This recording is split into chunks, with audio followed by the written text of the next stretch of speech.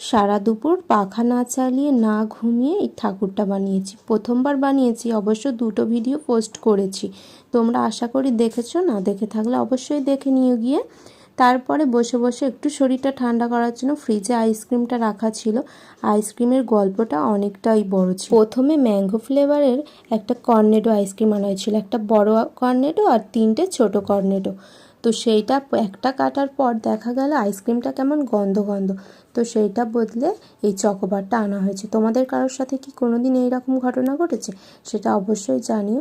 তো সন্ধ্যে থেকে অনেকক্ষণ ধরে বসে থাকার ফলে এরকম তো কোনো এক্সপিরিয়েন্স নেই কি যে কখন ঠাকুর আনতে আসবে ওরা। তো রাত 11টার সময় অবশেষে ওরা ঠাকুরটা আনতে এসেছিলো। তো অনেকটা বোর ফিল করছিলাম, অনেকটা বিরক্তিও বোধ হচ্ছিল। এদিকে বাজনাও নিয়ে এসছে আর এখানে বরণ শুরু হয়ে গেছে। তো আমি তো প্রথমবার এই এক্সপিরিয়েন্সটা করলাম, তোমরা কারা কারা করেছো অবশ্যই জানিও। আজকের মতো টাটা।